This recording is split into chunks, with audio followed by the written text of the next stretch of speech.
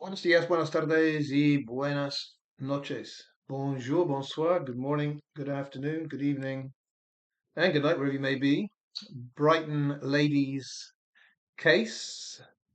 I'm refraining from saying sisters until I'm 100% sure. I guess from the inquest tomorrow that they are sisters. They might be, they could be, they might not be. Who knows? So, in the last video on this subject, I mentioned that the GoFundMe chief and supposed uncle of these three ladies, one Soji at Atetoro, um, Adetoro, sorry, Soji Adetoro. Yeah, he's their uncle. He's in charge of the GoFundMe. Been looking through some interesting details on his Facebook page. Always keen to see where people have worked, and Soji claims to have worked at Sky Packing Materials Trading LLC. Sky Packing Materials Trading LLC. Ever heard of them? If you look them up, you're not going to find a whole lot of information on them. It might mention a base in Dubai, but the long and the short of it is there are a number of crooks, and I guess there's probably a number, let's be honest, a number of honest people that might have that worked at Sky Packing Materials Trading LLC as their workplace, but it's not a real workplace. It too is part of a scam.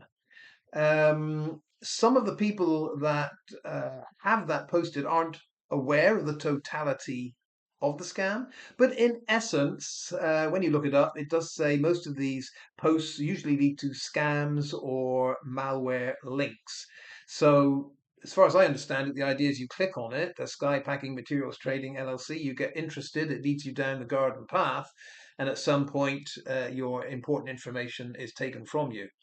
Um, Double checking this, one of the great Nigerian scammers that was arrested in the USA, a certain Edikan Adiakpan, he too had that as his workplace, Sky Packing Materials Trading LLC.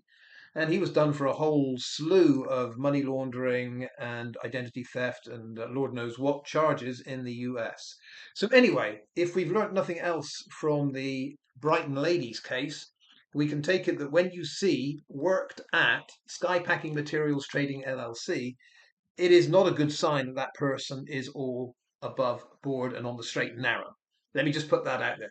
But it's yet another indication, I think, that that's Uncle Soji here, Uncle Soji Adetoro, is not a legitimate character. That is just my reading, that is my opinion, that is my speculation from looking through the details of his Facebook page. Remember, in the last video, I did mention that his whole promoting of his services available to get a Nigerian national identification number is almost certainly fraud and a scam, as detailed by the Nigerian government itself. So, from my perspective, it doesn't look good that this family are above board. They all seem to have two names as well. And I mean, you can understand that if one or two happen to have an alternative second name, but they all seem to. So, for example, on the electoral roll up in Manchester, there is a Lillian Adetoro. Now, you might you might have picked up from videos and TikTok world, what have you, that the fourth sister claimed by Joseph Adetoro was also a Lillian. So here we have a Lillian Adetoro living in Manchester with, in the same address as Joseph's family, Aunt Jeek or Ajike, and some other Adetoros. Yeah, she's up there in the home base in Manchester.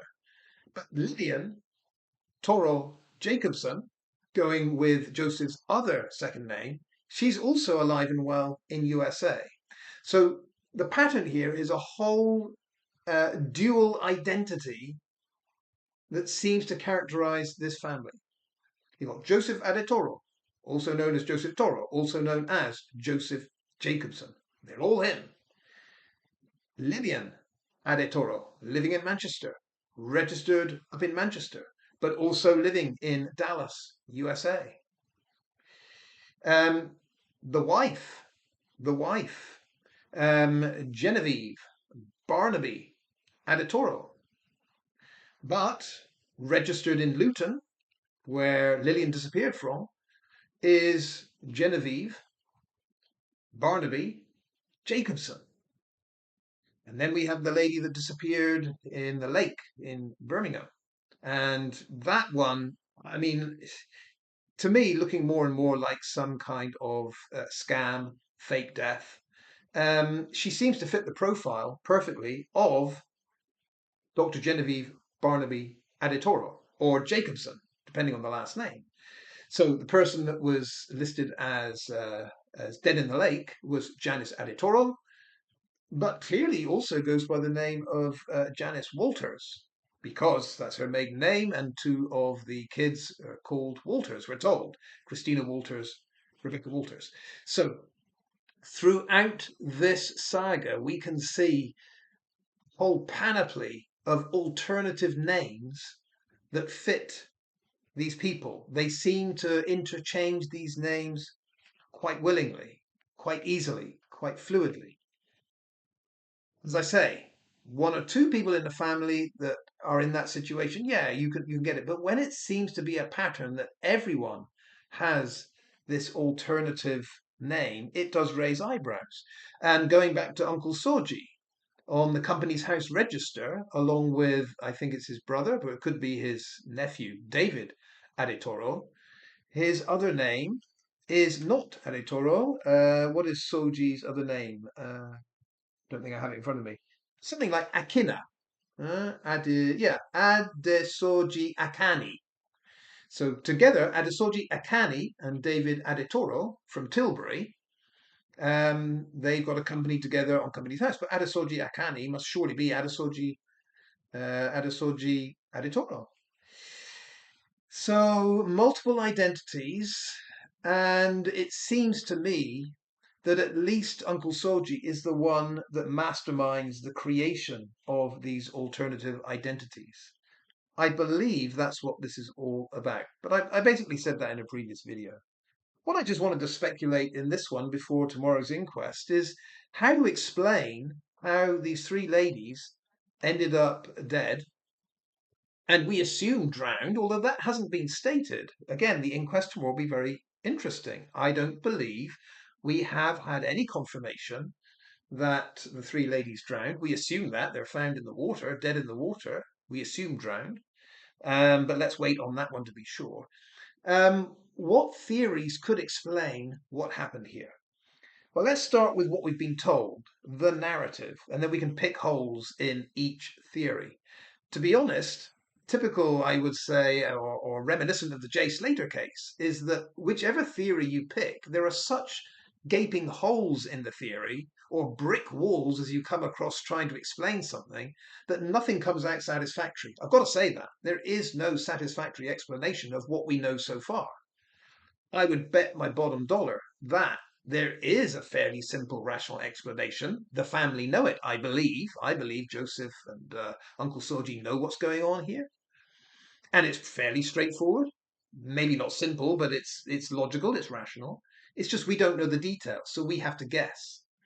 Fingers crossed in the inquest, some facts will come out, but I do have a fear the inquest might just be the police determining the facts as we know them, and a decision made, a verdict made by the coroner that it was accidental death. I don't know. I don't hold up much hope for tomorrow, but you never know. So let's go with theory number one, the narrative as presented. Narrative as presented, for some reason, we don't know why, these sisters, the three sisters, go down from Uxbridge, where apparently they all live. They arrive in Brighton, mission unknown. They don't go clubbing, they don't go out even. But for some reason, at 5:30, 5:45 in the morning, they decide to leave their handbags on the pebbly beach, not in the car, on the pebbly beach, and go walking into the ocean. Yeah, they're in the sea, fully dressed, and they drown. All three of them drown, not one survives. It has been aired by some in the family that maybe this was some kind of tribute. It's weird in my book, but some kind of tribute to their mother, who apparently died in a lake not far from her house in Erdington, Birmingham. I find it hard to believe. I mean, here we start picking holes in the whole story. Like 16 years later, all three sisters decide it would be a good idea to go to Brighton early morning, early morning, in a cold sea, fully dressed, leave the handbags nice and safe, but we'll go out and big wave takes us all under. Not one of us is able to survive. I can't believe that, but it might be the least worst of our three options here. A gaping hole, of course, is the identity thing. I'm satisfied to my standard, if you like, that this family has a pattern of fake IDs, second IDs, and that that is lingering in the background here. And so we also have, how is it that there's a picture and I can't find the picture anywhere. I've only seen what you've all seen, that picture that's been put out there of Joseph and the three girls. I think it was described as when they were young teenagers, but one of them looks so young. I don't think she's a teenager. But anyway, that picture's out there. There is no picture of them as adults, as late teenagers, young adults, adults. There's nothing out there at all. This is what makes me think they don't actually exist in the UK. If they did, even if they were off social media, even if all three sisters lived as recluses, they work, they are in society. They check in with their dad 2 messages a day, we're told. So they do exist. People know them. And yet, not one single picture, video, image. The family has to create some AI nonsense to try to give a picture of these three. That, alarm bells, red flags everywhere. It can't be. Every one of you out there has someone that has you in a picture, on record, some image from you over the last 20 years, and would be able to produce it if asked. So this is where the narrative as we've been told it falls apart in my book. What are the alternatives? Okay, so one thing that grabbed my attention, let's move on to alternative 2 here, and that is the faked death. The faked death. All three decided that they were going to make a new start under a new identity somewhere far away, but they had to fake their death to do it. Don't ask me why. It's just a possibility. People have tried to, for whatever reason, disappear and make a new start in another place. It does happen. And to that extent, the fake death would have gone wrong in this case, in the sense that the idea was to go to Brighton, leave the handbags as evidence, yeah, that the whole idea was just to take a quick, crazy dip, fully clothed in the water, yeah. But horror of all horrors, all three ended up drowning. Oh dear, we must assume they are dead. Well, if you can't find the bodies, yeah, we've got the evidence that they were on the beach, we've got the handbags on the beach. We assume they went into the water.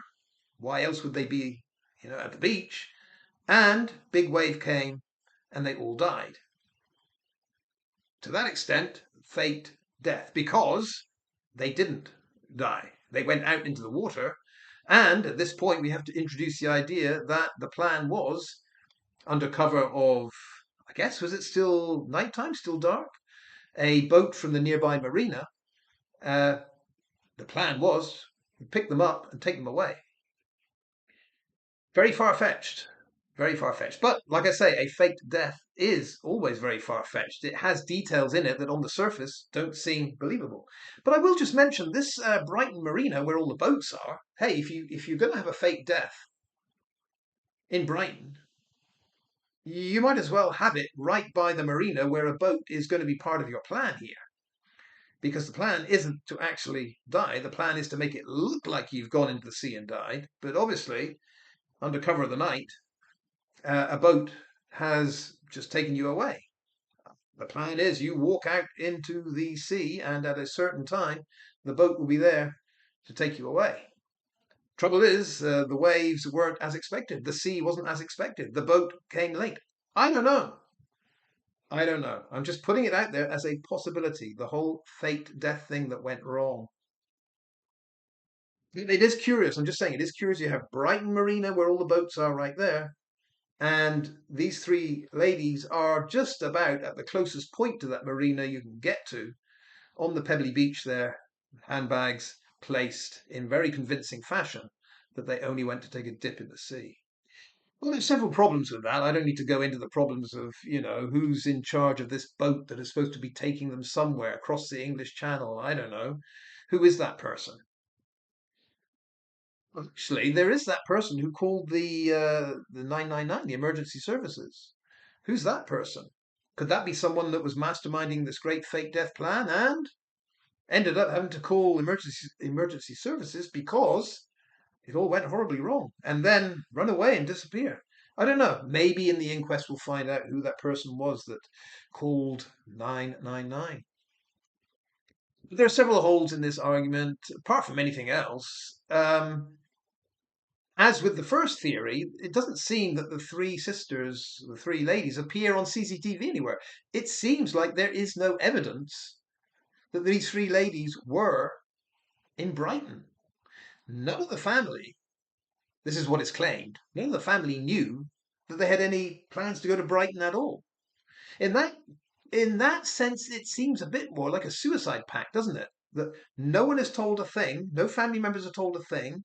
I guess the 2 messages a day that are sent to dad still happen, but just the three sisters know that they are going to get in a car, drive to Brighton, go on the beach, leave the handbags, suicide pact, life is not worth leading, and they walk into the ocean holding hands and drown together. I don't know. I find that one very, very hard to believe, especially as the family have told us that they all seemed fairly happy in the weeks leading up to this horror. But anyway, the fate death scenario that went wrong, obviously. And then the third option also involves a boat. This one's worth mentioning just because all the assumptions so far have been that the three ladies entered the water from the beach, leaving their handbags on the beach, and yet we don't have any evidence, it seems, that the three ladies were on the beach, that the three ladies were on Madeira Drive, that the three ladies were in a car, that the three ladies were in Brighton. That seems to be a gaping hole in the theory that the ladies came from Uxbridge to Brighton to the beach and into the sea. If that doesn't appear on any camera anywhere, and there's no eyewitness, then that puts a lot of doubt on the whole they went from the land into the sea. But what's the alternative? The alternative there is they were at sea trying to get to the land. How does that work? I don't know. It's like illegal immigration, but instead of coming in a dinghy from Calais over to Dover, you're doing it from, I don't know, the French coast, Dieppe. Where does the ferry go from France to, I think it's Dieppe to New Haven. Instead of doing it by ferry, you've got someone that is going to take you in a real boat from coast of France, arrive early morning, very close to the marina, so the boat can just dock in the marina. The three ladies do have to jump overboard as it gets close to the coast, but you have a short distance to go. And when you arrive on the beach, you have 3 handbags all lined up for you. And you just walk up to them as if you had just gone into the ocean for a crazy dip, fully clothed. How funny is that? Take a few selfies, and your new life with your new identity in each handbag ready for you starts. I mean, the only inconvenience is you do have to jump off that boat. But hey, if you've been promised the water is shallow, there are no big waves. It's just a few minutes of cold water. Um, Given that your new identity is all in place the second you get on that beach, given that your whole legality for being in the UK is in those handbags, it's kind of a tempting theory. Like I say, if there's no visual evidence that these three ladies were on land and went into the sea, you might have to start thinking, were they at sea, where there's not going to be CCTV, obviously, between the French coast and the English coast? Um, is it not possible that that boat does that crossing?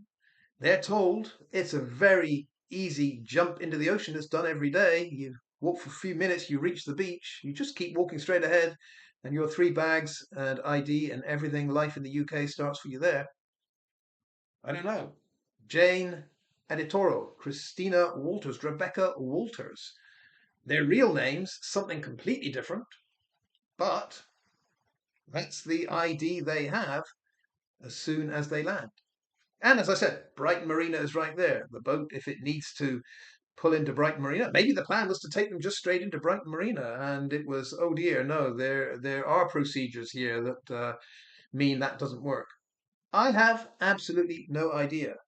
But my point is, it may be that the authorities looking into this have absolutely no idea. And the only people that have an idea, and it could be that Uncle Soji, it could be that Joseph Aditoro Jacobson, it could be that Auntie Jick, it could be that Dr. Genevieve Barnaby Aditoro Jacobson, Adam, whatever her name is, it could be none of them really know what happened here. It could be that all they know is they provided the identity theft, the identity fraud, the identity scam that would have enabled this whole procedure to happen.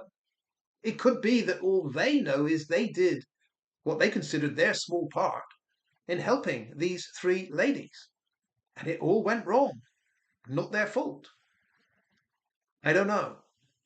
As I said, not one of those three theories, the illegal immigration idea, the fake death to start a new life somewhere else idea, or the we just went down to Brighton together.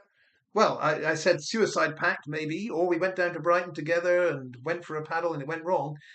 There's gaping holes in everything. And this is why it's another of those fascinating cases. Gaping holes in all the theories.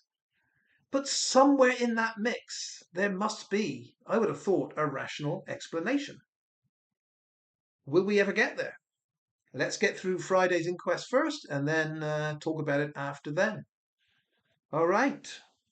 Let's leave it there. Hasta luego, adios, hasta la vista. I will see you next time.